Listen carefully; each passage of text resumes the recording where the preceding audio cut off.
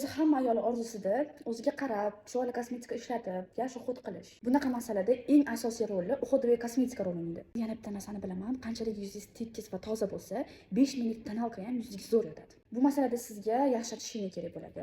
Ya'ni gidrofilka masla bilan pengiz a'lo darajada bo'lishi kerak. Va maslaga Centella brendidan ikkita narsani taqdim etaman.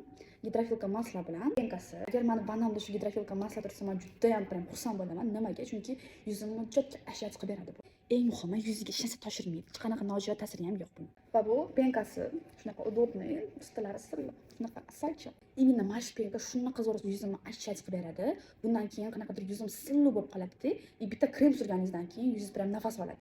Endi qizlar, meni diqqat bilan eshitinglar. Zo'r очищение xohlasangiz, o'zi eng zo'r narsa очищение bo'lishi kerak. Va защита bo'lishi kerak. Защита degani bu SPF. Biz hozir очищение haqida gapiryapmiz, ya'ni ter tozalovchi narsalaringiz sizda zo'r bo'lishi kerak. Chunki birinchi o'rinda bular bo'lmasa, surayotgan sivrotkalaringiz, tonalkalaringiz umuman yotmaydi. Hamma gap poralaringizni toza tutib yursangiz, muomalaga ishlatayotgan kosmetikalaringiz yaxshi samara berishni boshlaydi. Mana sizlarga ikkita yaxshi очищающий nabor, men sizlarga juda ham shuni maslahat beraman. Endi esa пока.